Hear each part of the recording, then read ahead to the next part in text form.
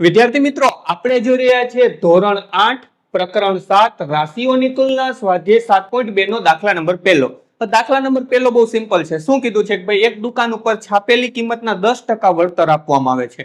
હવે એક જે ગ્રાહક છે એક જોડી જીન્સ લે છે અને 2 શર્ટ લે છે, તો એને કેટલા રૂપિયા આપવા પડે? હવે આ દાખલો ઘણી બધી રીતે ગણાય છે, પણ હું જનરલી રાશિઓની તુલના અથવા તો સમપ્રમાણ વ્યસ્ત પ્રમાણ બધા દાખલા ત્રિરાશિ પ્રમાણે કરાવું છું. એ તમને સૌથી વધારે સહેલી રહેશે. અત્યાર સુધી આપણે એવું સમજ્યા કે ટકા એટલે 100. ઘણીવાર આપણે વાતોમાં એવું કહેતા કે 110% આમ ને 120% આમ.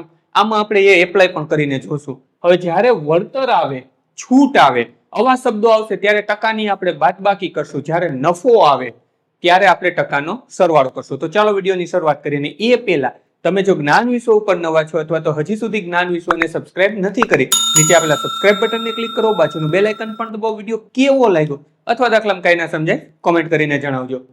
હવે સૌપ્રથમ તો આપણે આ 10% છૂટને આગળ છોડી દઈએ. આપણે કુલ રૂપિયા કેટલા દેવાના છે આ વિચારીએ. તો આપણે એક જોડી જીન્સ અને 2 શર્ટ આપણે લીધા છે, તો આપણે લખીએ એક જોડી જીન્સ રૂપિયા કેટલા થશે? તો કે 1450 વત્તા 2 જોડી શર્ટ આપણે લીધા છે, એટલે એક શર્ટની કિંમત છે 850 રૂપિયા. તો 2 જોડીના કેટલા થશે? તો કે અહીંયા આપણે કરીએ એને વત્તા 2 ગુણ્યા 850. શા માટે મેં આ રીતે કર્યું? કારણ કે શર્ટ 2 લીધા છે, તો અહીંયા આપણે લખીએ 1450 એને વત્તા 850 દુ કેટલા થાય? નો થાય તો આડો ગુણાકાર કરી લેવાનો. 2 ગુણ્યા 0 એટલે કે 0, 2 પંચા 10 ની 0, વધી પડી 1, 2 અઠ્ઠા 16 ને 1 17, તો થશે આપણા 1700 રૂપિયા.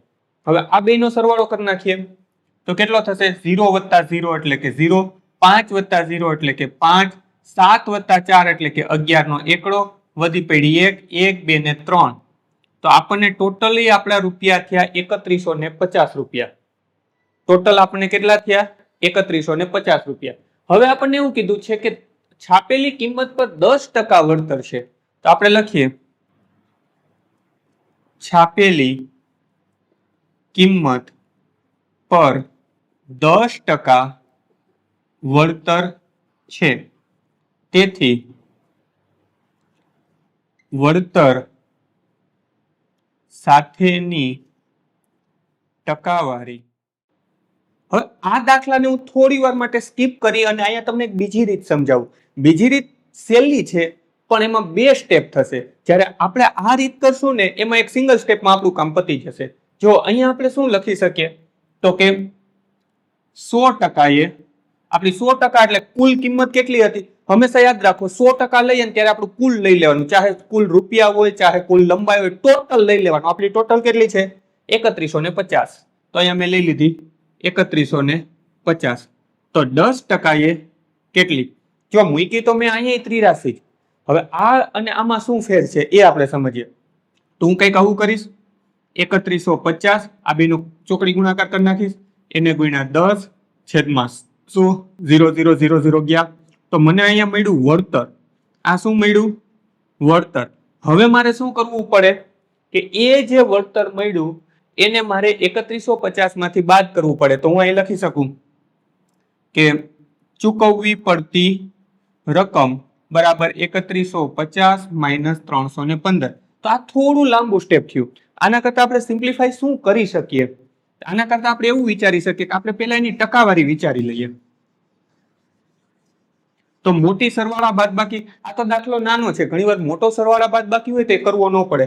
તો અહીંયા હું લખી નાખું 100% માઇનસ 10% બરાબર કેટલા મળ્યા? 90%. 90% શું આવ્યું? તો કે મારે જે પણ કિંમત છે, જે પણ રૂપિયા છે એના 90% આપવાના છે, કારણ કે 10% તો મને છૂટ મળે છે. તો હું અહીંયા લખી શકું 100% એ 3150, તો 90% એ કેટલી? હવે જો આગલું થોડી વાર પહેલા જે કરાવ્યું ને એમાં મેં 10% લખ્યું હતું. તો 10% લખીશ ને તો શું આવશે? વળતર આવશે. મારે વળતર નથી જોતું, મારે વળતર પછી કેટલા રૂપિયા આવે ને એ કરવા. તો બે સ્ટેપ શા માટે કરવા? થોડુંક મગજથી આપણે વિચારી લીધું કે મારે એને દેવાના તો 90% છે, તો સીધી 90%ની હું ત્રિરાશી મૂકું તો મારે વળતર છેલ્લે બાદ કરવું ન પડે. આમાં જે જવાબ આવે વળતર સાથેનો જ આવે. તો હું અહીં લખી શકું ચોકડી ગુણાકાર 3150 ગુણ્યા 90. આ બેન ભેગા કરી દે, આ બેન ભેગા કરી દે, છેદમાં 100. 0 0 0 0 ઉડી ગયા. 3150 ને બદલે થઈ ગયા 315 ગુણ્યા 9.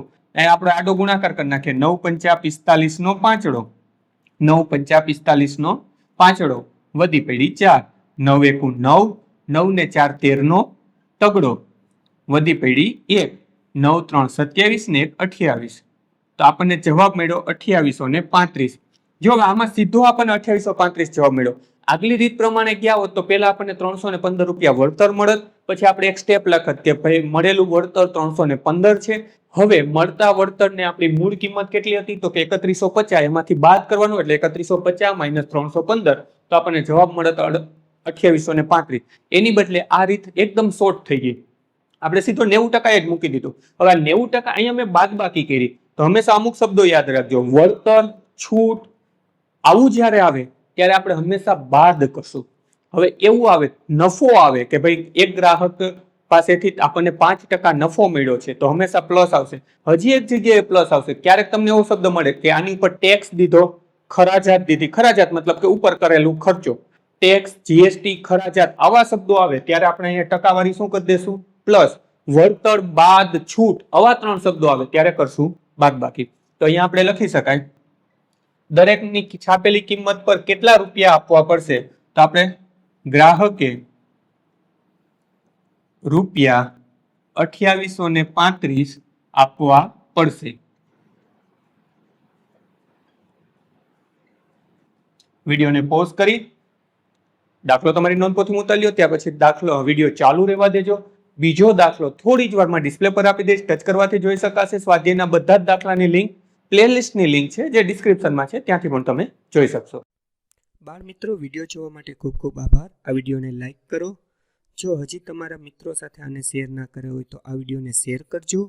અને મારી આ ચેનલને કે જ્ઞાન વિશ્વને સબસ્ક્રાઇબ કરવાનું ભૂલતા નહીં. ચોક્કસથી આ ચેનલને તમે સબસ્ક્રાઇબ કરજો. Thanks for watching. ફરી મળશું બીજા વિડીયોમાં.